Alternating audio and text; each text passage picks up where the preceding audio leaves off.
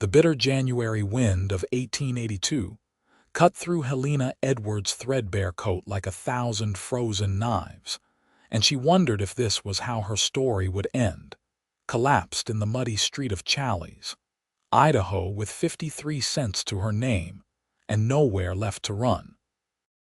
She had walked 16 miles since dawn, her worn boots letting in snow with every step, her empty stomach cramping so hard she could barely stand upright. But pride kept her moving forward even as her vision blurred and her knees threatened to buckle. The main street stretched before her, lined with wooden buildings that promised warmth and life, saloons spilling golden lamplight onto the darkening snow, the general store's windows fogged with the breath of prosperity she could no longer claim as her own. Her father had died 3 months ago in a mining accident outside Silver City, and the company that owned the claim had seized everything: their shack, his tools, even the wedding ring that had belonged to her mother. Helena had tried to find work in town after town, but unmarried women without references were viewed with suspicion, and the decent positions were filled by women whose families could vouch for their character. She had cleaned stables for a week, until the owner's son had cornered her in the tack room with hands that grabbed and a smile that made her skin crawl, and she had run without collecting her wages. She had washed dishes at a roadhouse until the proprietor told her the only way she could keep the job was to entertain the customers upstairs, and she had walked out into the night with nothing but her dignity intact. Now she was in Challies, a rough mining and cattle town nestled in the Salmon River Valley, where the mountains rose like granite fortresses against the winter sky, and she was out of options. The cold sank into her bones with a vengeance that terrified her, making her fingers numb inside her thin gloves, her toes burning with the particular agony that preceded frostbite. She needed shelter tonight, or she would not see tomorrow.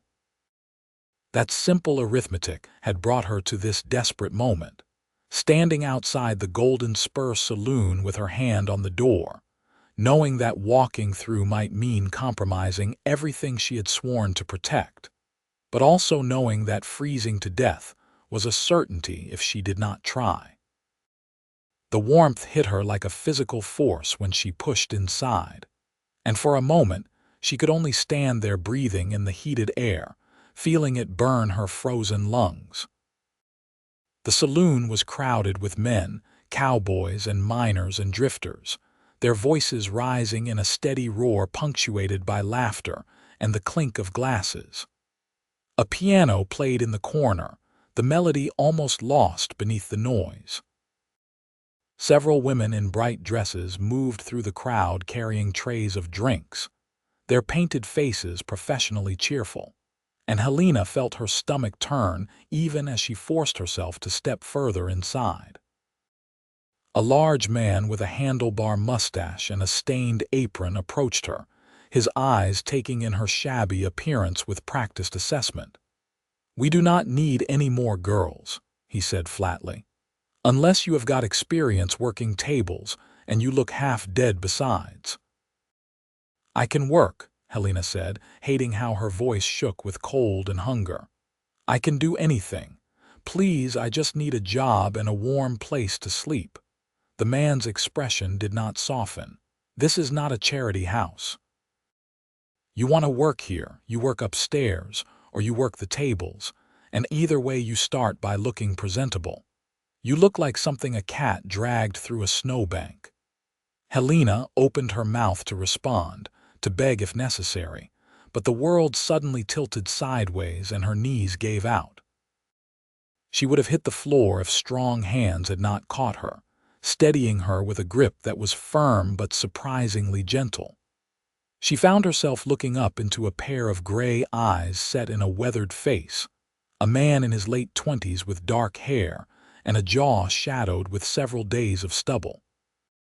He wore a heavy sheepskin coat and the worn leather chaps of a working cowboy, and there was something in his expression that was not pity but was not indifference either. "When did you last eat?" he asked, his voice low and rough like gravel underfoot. "Yesterday morning," Helena admitted, because lying seemed pointless when her body was betraying her so completely. The cowboy looked at the saloon keeper. "Bring her some stew and bread, Marcus. Hot coffee, too." Marcus frowned. "This is not a restaurant, Vincent. You want to feed strays, do it on your own time." "Put it on my tab," Vincent said evenly. "And I am doing it on my own time. I just finished a cattle drive to Blackfoot and back, and I will spend my wages however I damn well please." There was something in his tone that made Marcus shrug and turn away, muttering under his breath. Vincent guided Helena to a table in the corner, away from the worst of the crowd, and pulled out a chair for her. She sank into it gratefully, her legs trembling with relief. Up close, she could see the fine lines around his eyes, the scar that cut through his left eyebrow, the calluses on his hands that spoke of years of hard work. He was not handsome in the conventional sense, his features too rough and weathered for that, but there was something compelling about him, a quiet strength that made her feel safer than she had in months. "What is your name?" he asked, settling into the chair across from her. "Helena Edwards," she said, "and I am not a stray, I am just down on my luck." A ghost of a smile touched his mouth. "Vincent Palmer, and I did not mean it as an insult, we have all been down on our luck at some point." He paused as Marcus brought over a bowl of beef stew, a thick slice of bread, and a mug of steaming coffee. The smell made Helena's stomach clench with such fierce hunger that she felt dizzy again. "Eat slow," Vincent advised. "You will make yourself sick if you rush it." Helena wanted to wolf the food down like an animal, but she forced herself to take small bites, chewing carefully, letting the warmth spread through her body. The stew was rich and salty, the meat tender, the vegetables soft, and it was the most delicious thing she had ever tasted simply because she had needed it so desperately. Vincent watched her in silence, his expression unreadable, occasionally sipping from his own glass of whiskey. When she had finished half the bowl, moving slower as her stomach adjusted, she set down the spoon and met his eyes. "Thank you," she said quietly. "You did not have to do that." "No, I did not," Vincent agreed. "But my mother raised me to help people when I could, and you looked about ready to keel over." He leaned back in his chair, studying her with those steady gray eyes. "What brings you to Challies in the middle of winter, Helena Edwards?" This is not exactly a destination for young women traveling alone. She told him, the words coming easier than she expected, about her father's death and the company's seizure of their property, about the jobs she had tried to find, and the reasons she had left them. She did not elaborate on the worst details, but something in his expression suggested he understood the things she was not saying.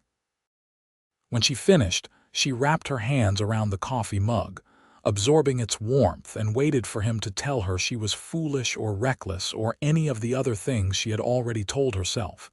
Instead, he said, "You need a job and a place to stay." "Yes," Helena said simply. Vincent was quiet for a long moment, turning his glass in slow circles on the scarred table. "I have a ranch about 10 miles north of here," he said finally. 500 acres along the river. I run cattle and horses, and I do most of the work myself because I cannot afford to keep hired hands year-round. But I could use help, especially this time of year. The animals need feeding twice a day. Stalls need mucking. There is always mending and cooking and 100 other things that need doing. It is hard work and the pay would not be much, maybe $20 a month plus room and board, but it would be honest work and you would have a warm place to sleep. Helena stared at him, afraid to believe what she was hearing. "Why would you offer that to a stranger?" "Because I need the help," Vincent said bluntly. "And because you need the job. It seems like a fair exchange to me." He met her eyes steadily. "I will be straight with you. I live alone out there, so people will talk. There will be assumptions made about why I have taken on a woman to work for me. If that is going to bother you, you should know it now." "I do not care what people assume," Helena said, and meant it. She had learned the hard way that people would think the worst regardless of the truth. "As long as you understand that I am there to work, nothing more." "I understand that perfectly," Vincent said. His voice was matter-of-fact, but there was something in his eyes that might have been respect. "I will not lay a hand on you except in honest employment, and you have my word on that. If I break that promise, you can take my best horse and ride out of there, no questions asked." It was a better offer than Helena had dared to hope for, and she knew she would be a fool to refuse it. Still, years of her father's warnings about trusting strangers made her hesitate. She searched Vincent's face, looking for signs of deception or hidden motives, but all she saw was tired honesty and the same kind of wariness she felt herself. "All right," she said. "I will take the job." Vincent nodded once, as if sealing a bargain. "Finish your food, and we will get you some proper winter gear from the general store. It is too late to ride out tonight, but there is a boarding house down the street run by a woman named Mrs. Chen. She is respectable, and her rates are fair. I will pay for tonight, and tomorrow we will head out to the ranch."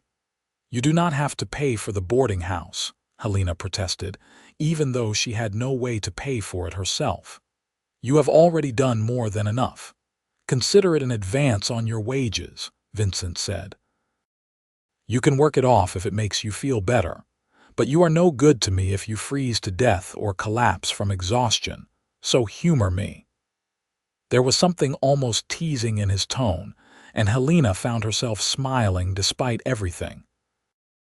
It felt strange, using those muscles after so many weeks of fear and desperation. "You drive a hard bargain, Mr. Palmer." "Vincent," he corrected. "If we are going to be working together, we might as well use first names." "Vincent," Helena repeated, testing the shape of it. It felt natural on her tongue, and that should probably have worried her, but she was too tired and too relieved to care. They left the saloon together, stepping back out into the bitter cold that felt even more vicious after the warmth inside. Vincent led her down the street to the general store, where a thin man with spectacles was preparing to close for the night. Vincent persuaded him to stay open long enough to sell them a heavy wool coat lined with flannel, 2 pairs of thick socks, a knit cap, a scarf, and a pair of lined leather gloves. The total came to $8.30, and Helena's throat tightened as she watched Vincent count out the money without hesitation. "I will pay you back," she promised. "Every cent." "I know you will," Vincent said simply, and the fact that he believed her meant more than she could put into words. She put on the new coat immediately, layering it over her old one, and the difference was remarkable. The wind still bit at her exposed face, but the rest of her body felt insulated, protected, almost warm. The gloves were thick enough that her fingers stopped aching within minutes, and the wool cap covered her ears completely. By the time they reached the boarding house, she felt almost human again. Mrs. Chen was a small Chinese woman with sharp eyes and a no-nonsense manner. She looked Helena over carefully, then nodded as if satisfied by what she saw. $2 for the night includes breakfast," she said. "Bath is extra if you want it, 25 cents. "She will take the room and the bath," Vincent said, handing over the coins.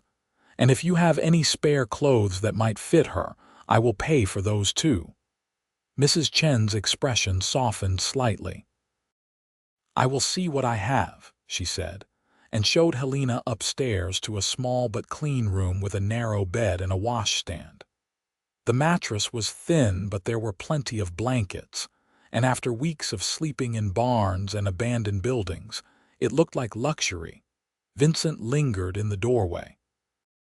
"I will be back tomorrow morning around 8, he said. "Get some rest. Tomorrow will be a long day." "Vincent," Helena said, and he paused, looking back at her. "Thank you for all of it. I do not know why you are helping me, but I am grateful." He was quiet for a moment, his expression thoughtful. "Maybe because someone helped me once when I needed it," he said finally. "And maybe because you looked like you were willing to do whatever it took to survive, but you had not quite given up on doing it with your head held high. That is worth something in this world. That is worth more than gold." The words hung in the air between them, simple and profound, and Helena felt something shift in her chest, a warmth that had nothing to do with the coat or the room. Before she could respond, Vincent tipped his hat to her and disappeared down the hallway, his boots heavy on the wooden stairs. Helena closed the door and leaned against it, her eyes burning with tears she refused to let fall. She had been so close to giving up, so close to accepting that survival might mean sacrificing the things that made her who she was. And then this stranger, this cowboy with gray eyes and rough hands, had appeared and offered her something she had almost forgotten existed, a chance to start over without losing herself in the process. The bath was heaven, hot water carried up by Mrs. Chen's teenage daughter, and Helena scrubbed away weeks of grime and fear, watching the water turn gray. Mrs. Chen provided a simple cotton nightgown and a dress that was worn but clean, dark blue wool that would be practical for ranch work. Helena thanked her profusely, and the older woman waved away her gratitude with a small smile. "That Mr. Palmer is a good man," Mrs. Chen said. "Quiet, keeps to himself, but honest. He does not cheat people and he does not cause trouble. You are lucky he found you." "I know," Helena said softly. She slept that night without nightmares for the first time in months, buried under the blankets in her clean nightgown, her stomach full and her body warm. When she woke to pale winter sunlight streaming through the window, she felt more rested than she had since her father died. Mrs. Chen's breakfast was simple but filling. Oatmeal with molasses and fried eggs, and Helena ate slowly, savoring every bite. Vincent arrived exactly at 8, looking more rested himself, his jaw freshly shaved.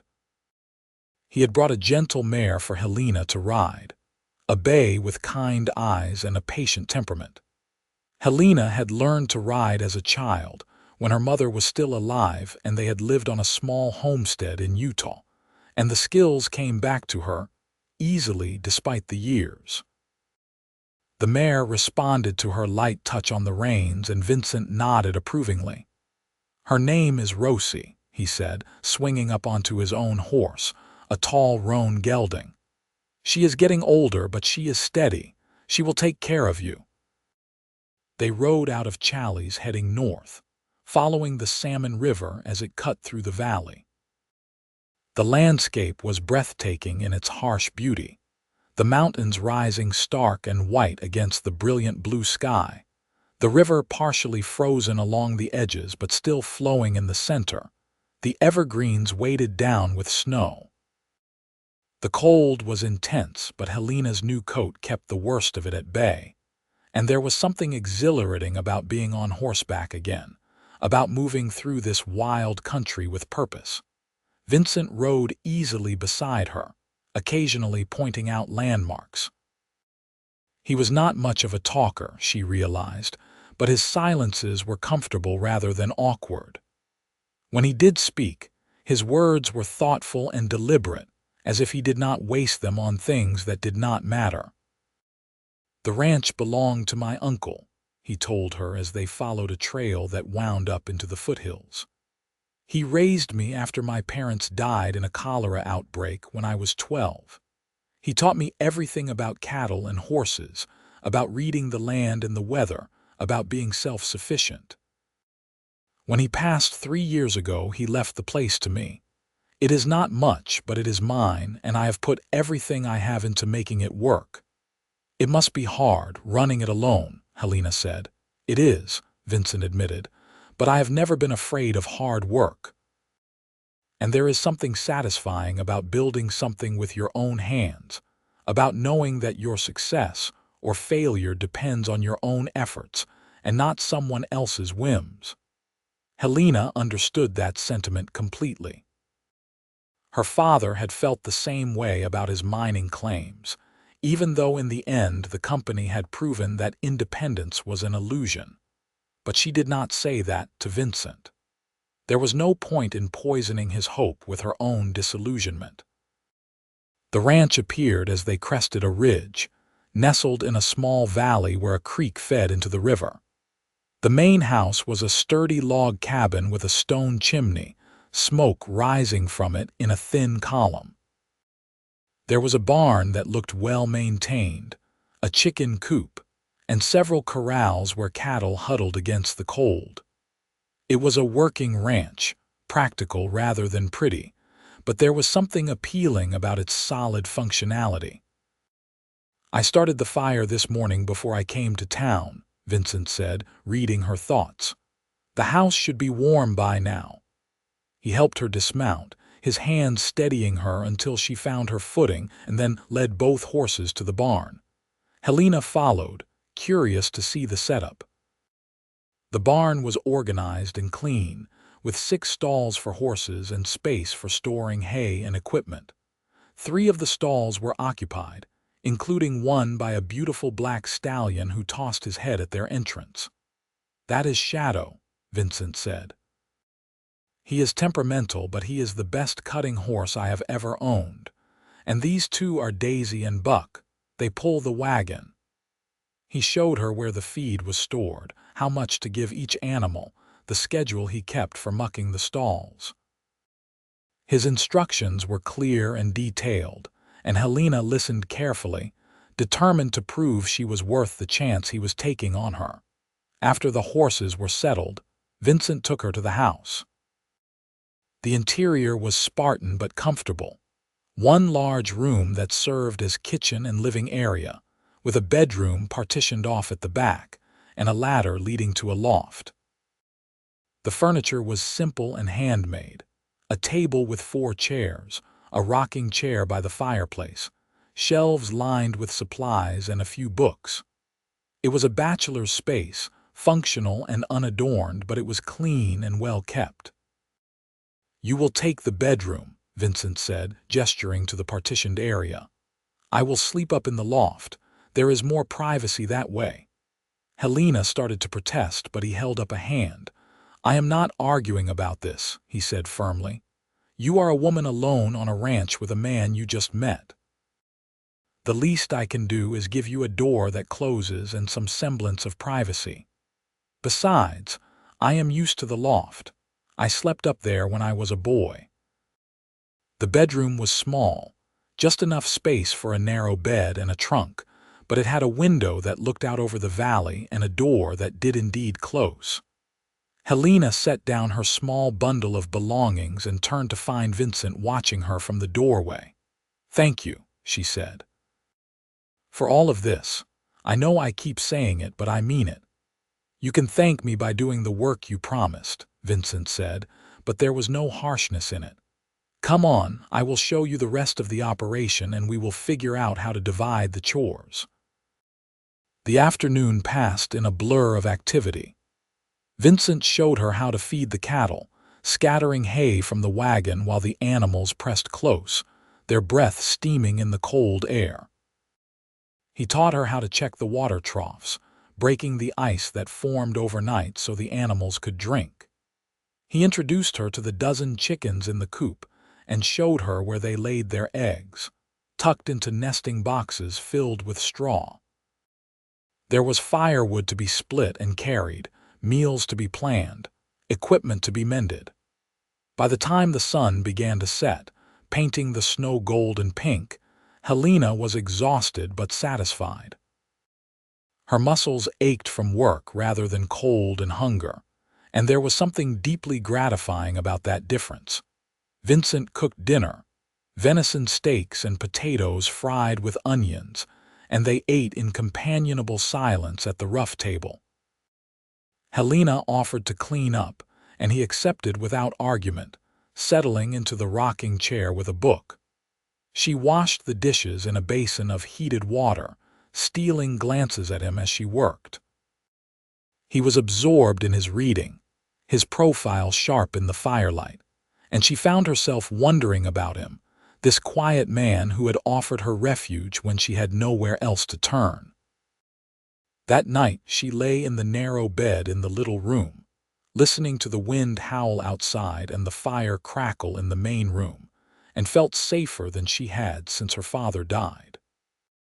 Vincent was just beyond that door, sleeping in the loft, and somehow his presence was comforting rather than threatening. She thought about what he had said in the boarding house, about her being worth more than gold, and felt that strange warmth in her chest again. She fell asleep wondering if she had finally found a place where she could belong. The days fell into a rhythm that was demanding but satisfying. Helena woke before dawn and dressed in the practical clothes Vincent had provided, men's work pants and flannel shirts that he had somehow procured for her from town. She learned to move through the cold morning darkness with confidence, feeding the chickens and collecting their eggs, checking on the cattle in the near pasture, helping Vincent distribute hay from the wagon. Her hands, soft from months of desperation and joblessness, began to develop calluses. Her muscles, weakened from hunger, grew stronger.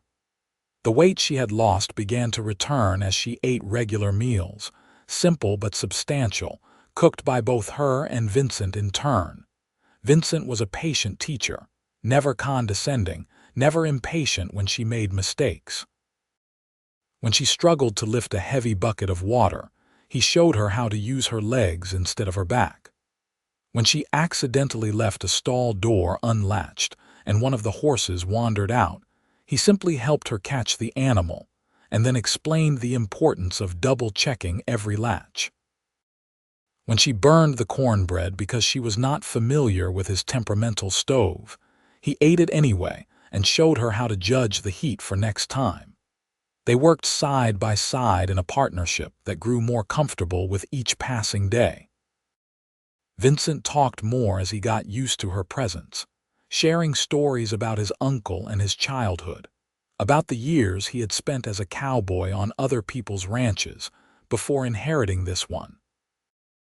Helena found herself sharing her own stories in return, about her mother who had died of pneumonia when Helena was 10, about her father who had loved his daughter but had never quite recovered from his wife's death, about the small moments of joy she had managed to find even in their hardscrabble existence.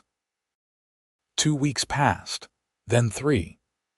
January gave way to February and the cold showed no signs of relenting, but Helena barely noticed anymore. She was too busy, too engaged in the work, too content with the simple satisfaction of falling into bed exhausted every night knowing she had earned her keep. Vincent paid her the first month's wages in cash, $20 that she tucked away carefully, and refused to let her repay him for the clothes and the boarding house. "You have more than earned it," he said when she tried to argue. "You work harder than any hired hand I have ever had." The compliment pleased her more than it should have, and she found herself watching him more often, noticing the way he moved with unconscious grace despite his size, the way his rare smiles transformed his serious face, the way he was unfailingly kind to the animals in his care. He never pushed her, never invaded her space, never gave her reason to doubt his word that their arrangement was strictly professional. And yet, there was something growing between them, unspoken but undeniable, a connection that went beyond employer and employee. It was in the way he made sure she had the warmest coat when they went out to check the cattle in a blizzard. It was in the way she always made his coffee exactly how he liked it, strong and black with just a hint of sugar. It was in the comfortable silences that stretched between them in the evenings, sitting on opposite sides of the fireplace with their respective tasks. His whittling or mending tack, her sewing or reading one of his books. It was in the moment their hands brushed reaching for the same tool and they both pulled back quickly, a little too quickly, as if the brief contact had burned. Helena tried not to think about it too much. She told herself she was grateful for the job and the safety, nothing more. She reminded herself that she had only known Vincent for a month, that he had saved her life, and she should not confuse gratitude with anything deeper. But late at night, lying alone in her narrow bed, she remembered the feel of his hands catching her when she fell in the saloon, remembered the way he had looked at her and said she was worth more than gold, and her heart beat faster in a way that had nothing to do with fear. The change came on a bitter morning in mid-February when they went out to check on a pregnant cow that had been showing signs of distress. The animal had separated herself from the herd and was lying in the snow near the creek, her sides heaving. Vincent examined her quickly, his expression grim. "She is in trouble," he said. "The calf is breech. I am going to have to turn it or we will lose them both." Helena had helped with difficult births on the homestead in Utah, though she had been young and her mother had done most of the work. She rolled up her sleeves without hesitation. "Tell me what you need." They worked together in the freezing cold, their breath coming in white clouds, their hands slippery with blood and birth fluids. Vincent was gentle but firm as he reached inside the laboring cow, feeling for the calf's position, gradually shifting it into proper alignment. Helena held the cow's head, murmuring soothing nonsense, keeping the panicked animal as calm as possible. It took nearly an hour brutal work that left both of them shaking with effort and cold, but finally the calf slid free, a tiny red bull that lay still and lifeless in the snow. "No," Helena whispered, devastated. They had worked so hard, but Vincent was already moving, clearing the membrane from the calf's nose and mouth, rubbing its body vigorously with handfuls of straw. "Come on," he muttered. "Breathe, damn you, breathe." For a long moment nothing happened. Then the calf's sides expanded, a rattling gasp filling its lungs, and it shook its head weakly. The mother cow made a low sound and struggled to her feet, immediately beginning to lick her baby with her rough tongue. Helena felt tears freeze on her cheeks and did not bother to wipe them away. Vincent stood up slowly, his face haggard with exhaustion and relief. "Good work," he said quietly. "I could not have done that alone." "Yes, you could have," Helena said, but she was smiling. "But I am glad I was here anyway." They walked back to the house together, both of them filthy and freezing, and Helena was acutely aware of Vincent beside her, the solid presence of him, the competence and strength he had shown. When they reached the barn, he caught her arm gently, stopping her.